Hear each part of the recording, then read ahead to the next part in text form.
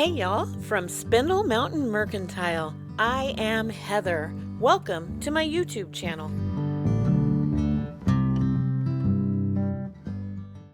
Project number 1.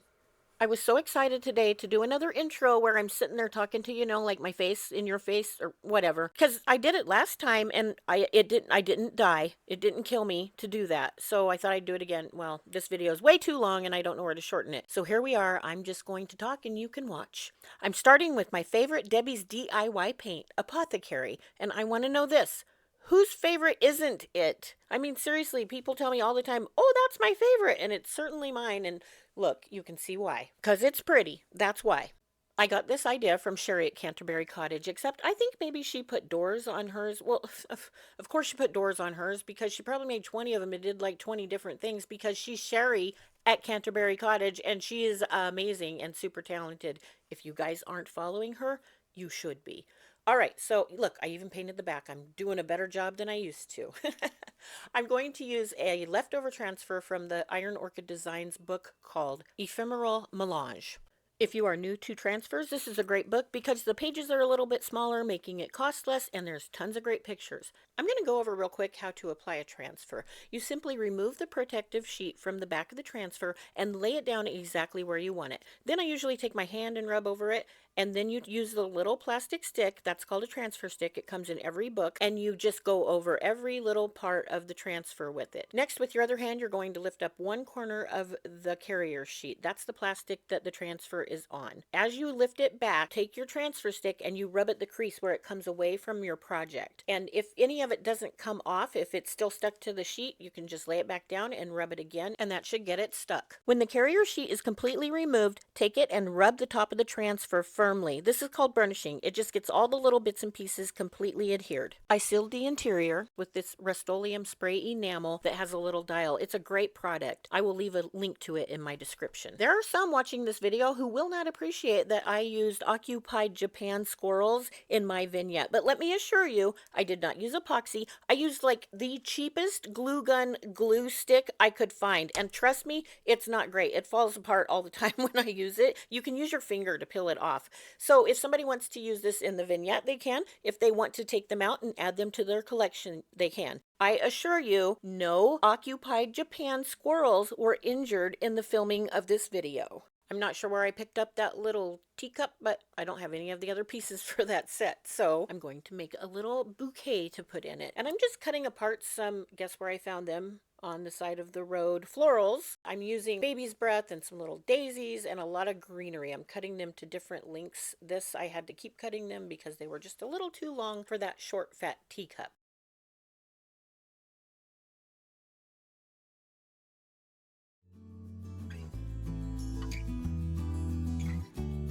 You don't have to worry about having wires to make sure your flowers stand up the right way because you can just add a little glue to the back of them and press them right up against another flower or even the picture frame itself.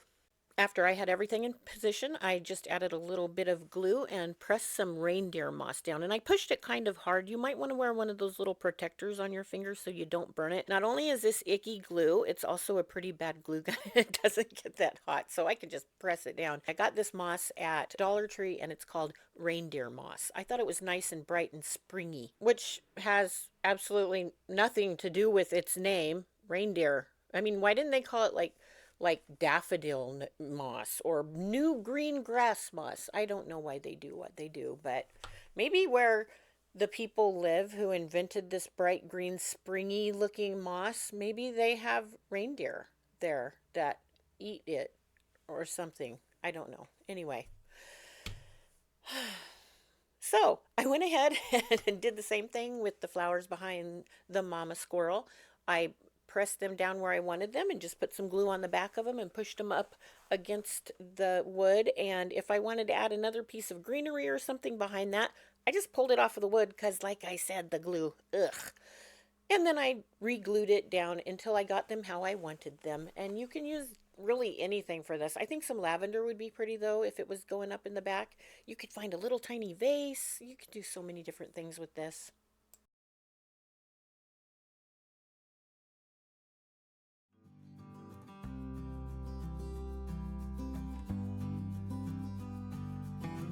Now, some people might be done with this project, and that's totally cool. I am down with that. If you want to not do anything else, don't do anything else. But I believe that more is more, so I'm doing more. I only sealed the inside of this so that I could put the flowers down and wouldn't have to worry about spraying over them later. So the sides haven't been sealed, and that means because it's clay paint, I can wet distress it. I'm using a damp towel that I've wrung out, and I'm just going over the edges where I want what's underneath the apothecary to show through. So in this case, it's the black. You can do this with anything. You can have natural wood show through or anything. And do you think that's enough? No, it's not. So let's add some gold gilding. I'm trying to use up some of my leftovers, and this particular sheet is from the book called Curated Signage. I'm using some of the little words, and I found two nice pieces that will fit just right on the sides of my frame. The gold gilding is a little bit more finicky than a regular transfer. If you rub outside of the actual design too hard, it will leave some of that outer part of gold on your project. So if I have a place where it's not sticking correctly, I just gingerly go over it with the corner of the transfer stick, kind of like if I'm drawing a picture within the lines or coloring in a picture. Other than that, everything is the same as with any other transfer.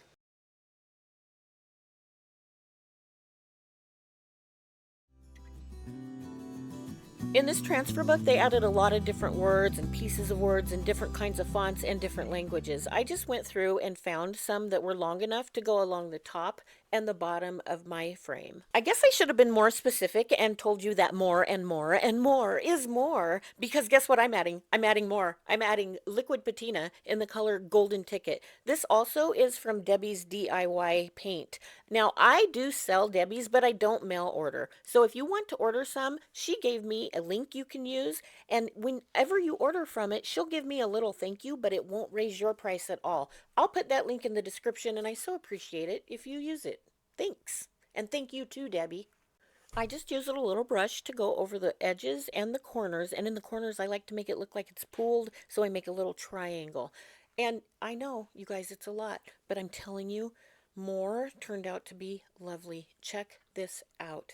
And I know there are people out there who think these squirrels need to be in somebody's musty, stale collection in a cabinet, but look how happy they are. They're in reindeer moss. I think they should be allowed to stay there in eternal springtime where they're free.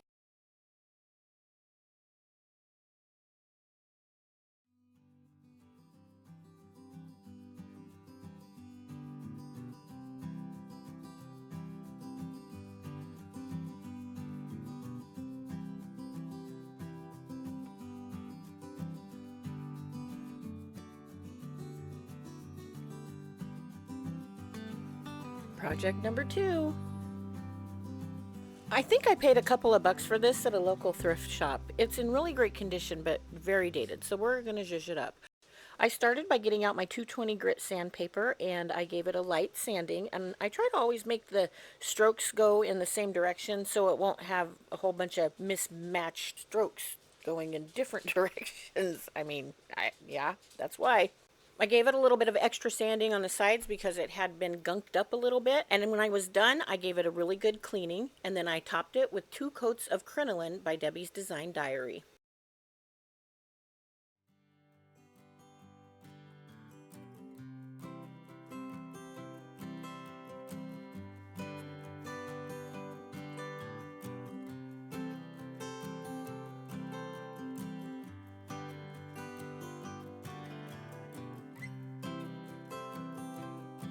One of my favorites from IOD's new spring release is this mold called Sparrow's Nest. Isn't this adorable?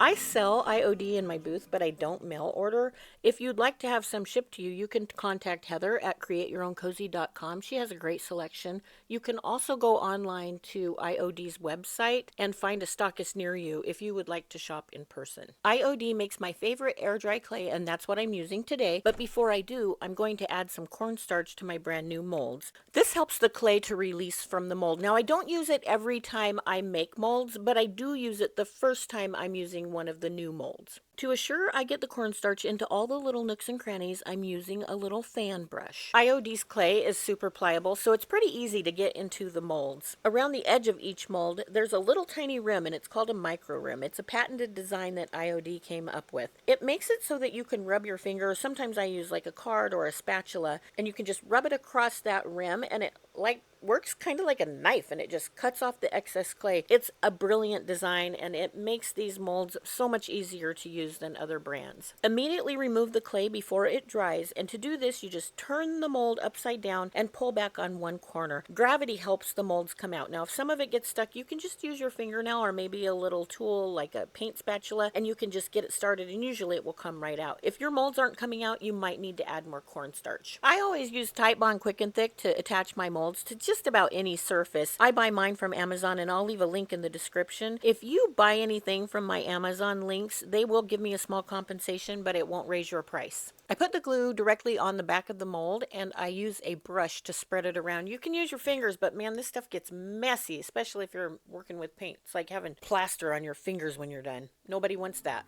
Nobody.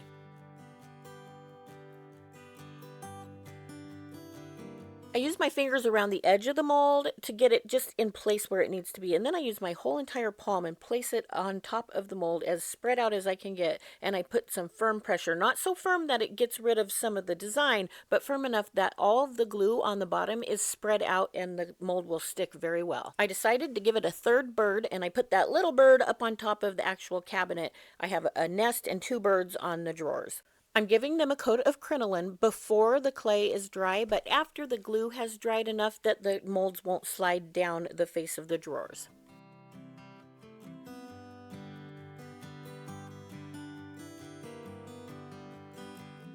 After drying overnight, I realized there were a few cracks. They were just kind of tiny, but I wanted to cover those up, so I tried a new technique I learned from Heather at Create Your Own Cozy. She just takes a little bit of the air dry clay and pushes it down into the cracks, and then she uses her finger to go over the top of it. And as you press down and rub it, it kind of makes the parts of the mold where the design is, it kind of brings that back. Now if that doesn't work enough, you can use your fingernail, or you can use a little like paint spatula or another tool. I've seen people use their Cricut little, you know, the pokey thing on a Cricut that you get the vinyl, you pull the vinyl up with, whatever that thing's called.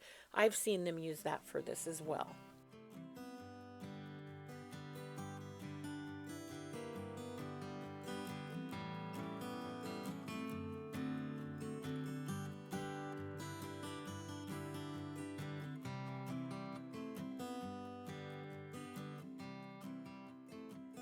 Before it was dry, I topped it with a coat of crinoline and let that get really dry, and then I pulled out Debbie's clear wax and gave it one good coat of that. I found 2 really soft wax brushes on Amazon, and I will leave a link for those. I use one to apply the wax, and then I use the dry one to go back over it and kind of wipe off the excess, and then I let it dry overnight.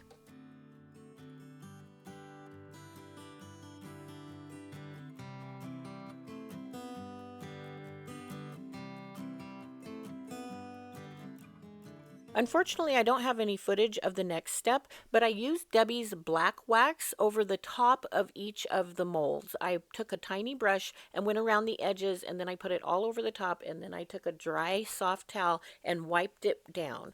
When that was done, I did the same process with Debbie's liquid patina in the color Golden Ticket. So what you're seeing me do here is basically the same thing I did with the black wax. Man, I was so afraid to use that black wax at first, and I was nervous in the video, so I kind of made a lot of mistakes. And there's no kinda. I made a lot of mistakes, period. Well, a lot of you got on my comments and told me some great tricks. So one of them is, if you add too much black wax, you can use the clear wax to go over it and kind of pull some off. It's like a magic eraser. And always make sure you use clear wax underneath it and let it get really dry. And that helps you be able to pull back more of the black wax.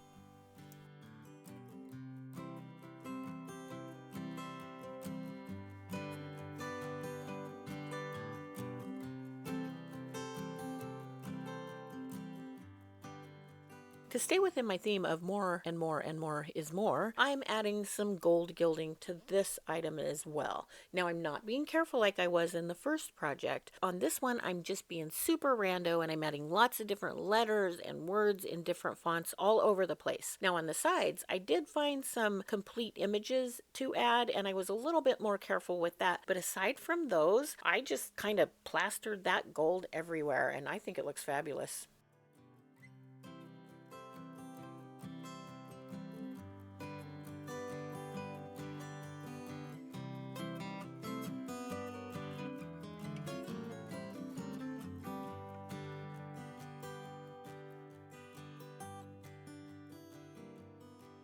Eventually, I had enough more, but not more than enough, mind you, and I was done. The piece is finished, and I think it's perfect. What do you guys think?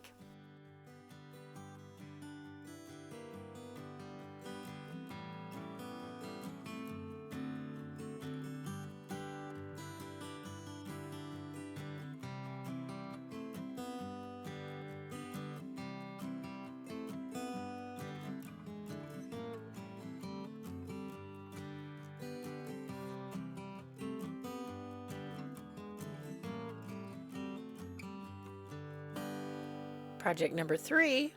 In one of the banana boxes I found in my best haul ever, I discovered a whole bunch of different wooden boxes. There were wine boxes, there was boxes that I think people use to put their ashes of their deceased dogs in. There were boxes from cigars. There were all kinds of things. So this is one that I found, and it had been a wine box, but then they transferred it over to being a shoe polish box. Well, I'm keeping all that stuff I found inside, and I'm going to research it because I heard you can use those things to refinish furniture.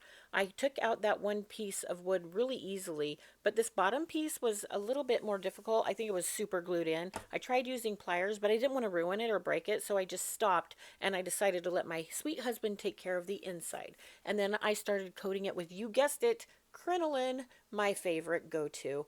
And then I thought, wait a minute. I want to do something else with this. I had zero ideas what I was doing when I started. So here I am. You can see me thinking, da, da, da. And I decided it needed some molds. So I pulled out my Trimmings 4 mold from the brand new Iron Orchid Design Spring 2025 release, and I started using the smaller side, and I kept making molds that would go all the way around the entire box.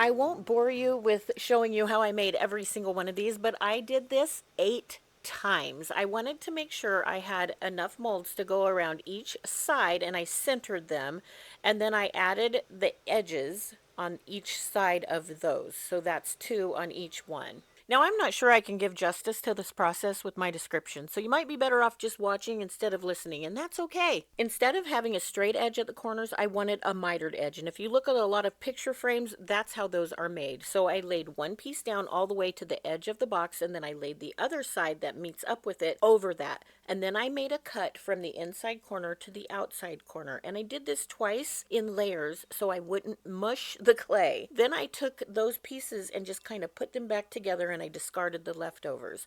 I pushed them together really well so there wouldn't be a big crack. There is inevitably going to be some cracks in this, and that's not because of the quality of the clay. That's just because it's the nature of this type of project where you're piecing so many parts together. I was pretty pleased with how that first one turned out, so I just repeated the same thing on the next 3 corners.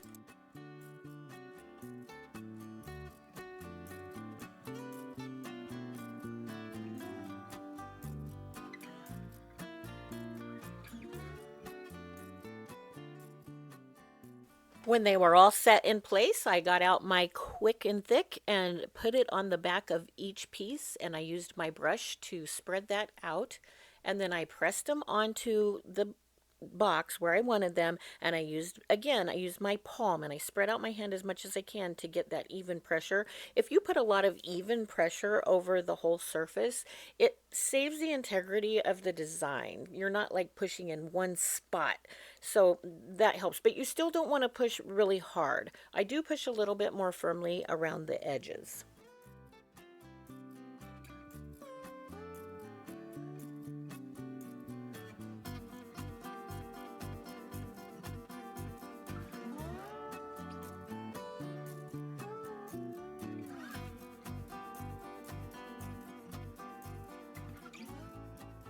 Don't forget to slide those pieces together as firmly as you can get them without squishing the design.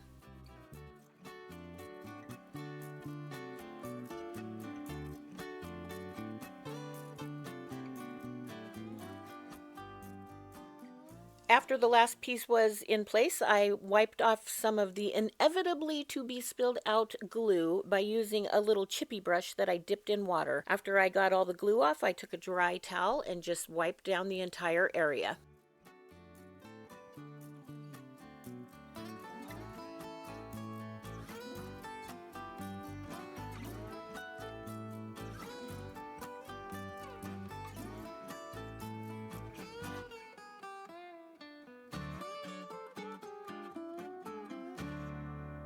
When I was all done with the cleanup, I went ahead and gave it another coat of crinoline. I coated everything on the entire box. On the outside edge where the mold met the wood, I didn't like how it, do you see those little kind of holes and gaps? I didn't like how that looked. So I just took out my mister bottle and gave it a good spray of water. And then I took my finger and rubbed along that edge. And I'm sorry, I was holding my camera so you could see it up close. And I kept forgetting to look at the camera screen and I was watching my finger. So maybe it's not all in the shot. But I rubbed it until it was smooth. And then I gave it another coat of crinoline. And it's okay to use crinoline over water because it's a water-based paint and it's water soluble. It actually helps to add some water when you're using this kind of paint because it gets rid of some of the brush strokes. And it also makes it really smooth to put on. And a smooth surface is really important for this next step because we will be adding a paint inlay. I went ahead and used crinoline again, and you have to find that balance between a thick coat and a thin coat. You want it to be super smooth, so add quite a bit of water and just keep brushing until those brush strokes are gone and it's a really smooth finish. The inlay I'm using is from my favorite inlay book called Lattice Rose. I'm using the page that has like a gold gilded design with some roses. And before I put it down on the prepared surface, I measured it and cut it to make sure it was squared. And then I got it wet with my water mister. I laid it down flat and I used my hand to smooth it out. And then I got out my brayer and I rolled it all the way across the surface. Now this is a perfect kind of design to start with if you're new at paint inlays and they scare you like they did me when I first used them. The edges of a paint inlay sometimes can have a little buildup of paint, and so you have to go around and fix that with a paintbrush. Well, you don't have to with something like this because the edge of the entire paint inlay has a raised surface around it. So something like this or a tray is a great place to start. You let it get completely dry. Now these are a lot like a transfer, except a transfer is made with ink and a paint inlay is made with paint. So when you put that dry paint inlay in your wet paint, that inlay sticks to the wet paint and that's your picture now. You want to make sure before you pull it up after it dries, it sounds a little redundant, but you get it really wet. I sprayed it and now I'm going over it with my little fan brush to make sure the water is everywhere. And that's because if the page isn't wet, that dried paint will stick to the paper and not to the crinoline. And the crinoline will actually come up with the paper as well. I had a little bit of excess on the side, which is actually a good thing in this case because with that raised edge, it's kind of hard to find a place to pull up the paper. So I used some needle nose pliers and got the edge, and now we just wait for the magic to happen when you pull this back. It is so satisfying and it's like therapy when you watch a paint inlay come out as well as this one did.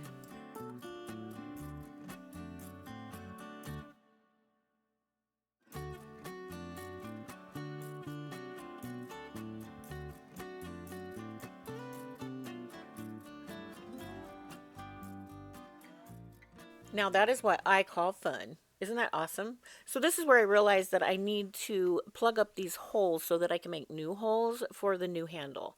I started putting some air dry clay in the holes and realized it just kept going through, so I had to put some tape on the back. I got out some of my tape, and yeah, it's glitter tape. I'm not sure if people expected anything different from me, but even my tape is sparkly. So I just put it on the back of the holes, and that way the clay didn't push through. When I was done, I took the razor blade and I just wiped off the excess clay, and after it was dry, I sanded it, and I did not paint it because every place where those holes are will be covered up with the new handle, but you can paint over it if you need to. Did you know rub and buff is a wax? I only recently learned that. I was really surprised. I guess I thought it was paint. Anyway, I'm using it over an old handle I'm using to replace the rope handle.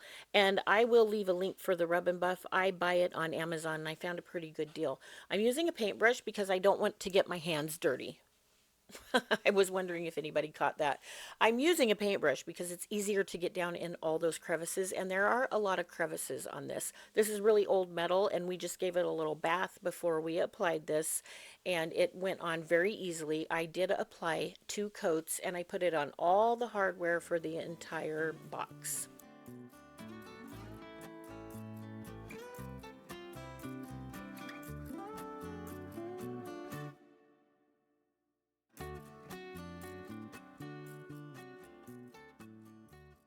I thought the box needed a little bit of height, so I decided to add some legs, and I'm cutting this spindle down to make 4 little legs. I'm cutting off the ends of 2 different spindles so all of the little legs will match, and they're about 2 inches tall. You can make it as tall as you want or as short as you want. I wanted legs and not feet. I painted them in crinoline and I am using rub and buff over the edges that stick out just to, and I'm not applying it really very neatly. I want it to look like it's kind of been worn down over time. And because crinoline is water soluble, we need to make sure we seal it. So I sprayed these before I attached them to the box. I'm doing the same thing to the design around the edges where I put the trimmings for on the frame around the top of the box. And I just used my fan brush so that it would kind of go into the crevices. I didn't want it really super thick of, like heavy gold.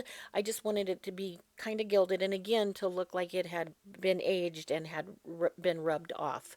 So when I was done with this, I can't remember if I filmed it later. I did use a towel and I wiped it down to buff it because I mean it's called rub and buff. So I buffed it. There you go.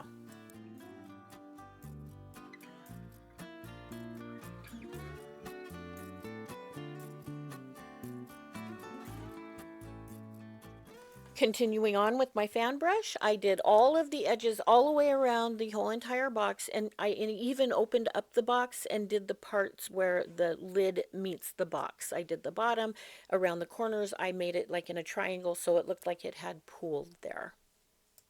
I also added rub I also added rub and buff to the hardware pieces, and it worked better on the ones I had painted with crinoline. If you saw earlier, I took the metal pieces off the front, and when I painted them without the crinoline on them, it didn't go on as well, and it took about 2 or 3 coats on those. On the ones I painted crinoline first, it only took 1 coat, so it kind of worked like a primer.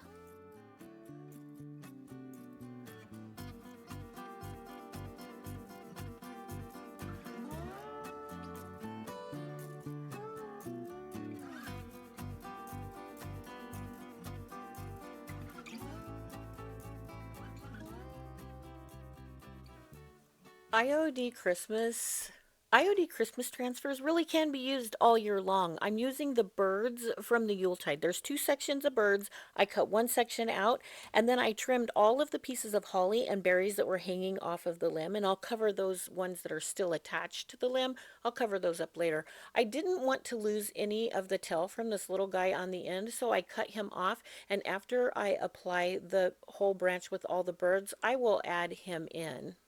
Don't forget to make sure you're putting your transfers on a very dry surface. I waited extra with this paint inlay surface just because it's more wet than it is with regular paint. It takes just a little bit longer to dry. I didn't wait long enough on the very edges. I didn't even think about the paint being pulled over there. And I lost a little bit of one of the branches, but I just picked it up and waited for it to dry. And later I came back in and added it back. Now, a lot of times when you do that, you're going to have paint on your transfer and you're going to ruin it and you won't be able to reuse it. When that happens, you can find some paint. And even if you're not an artist, just trust yourself and take the tiniest paintbrush and just take your time and use little tiny brush strokes or even dots and fill in the colors that match the branch and just keep working your way out. And I promise you can do it. I promise you can make it look good enough that people will think it's a branch unless they get really close and look with a microscope.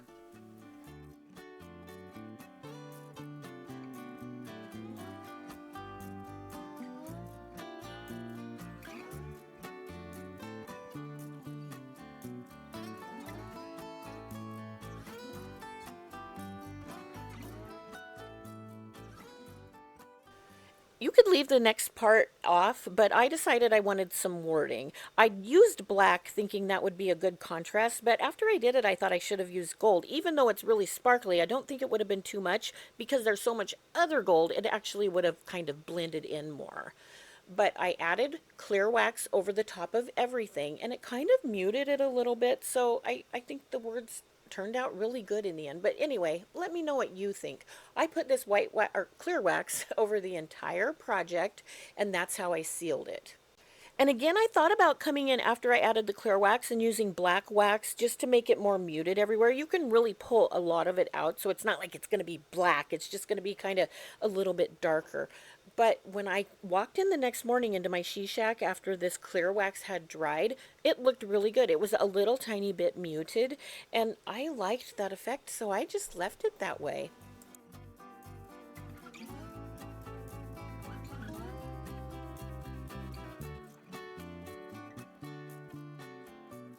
Earlier in the project, I forgot I was supposed to add the rose leaves over where the holly and the berries were, but that's okay. It worked out because now I can show you how easily they go over wax. Just make sure your wax is completely dry, the same as you would do if you were applying the transfers over a painted surface.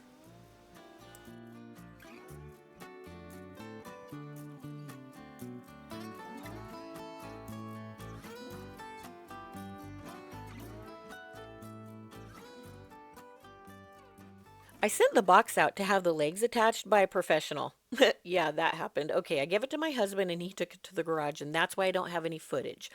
All he did was drill a hole through the box and the top of the legs so that they wouldn't split. Then he added glue to that part, and around the screw he put a washer, and that makes the legs stronger so they won't be wobbly. And here is the finished, beautiful project.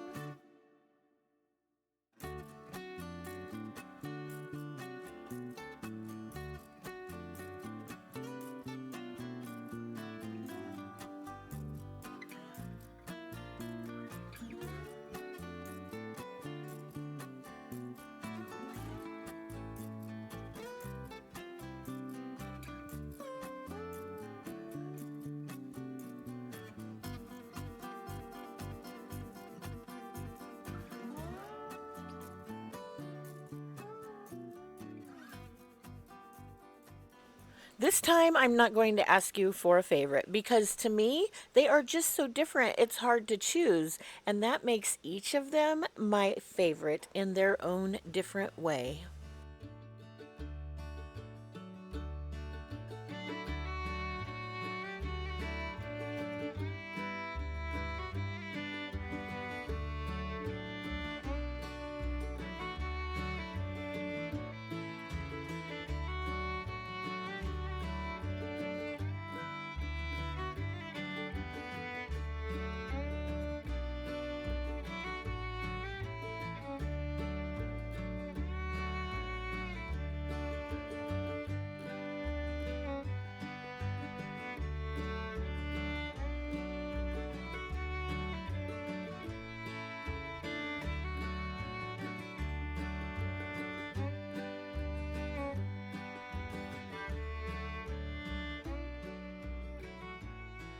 Creating this YouTube channel to bring to people has brought me so much joy.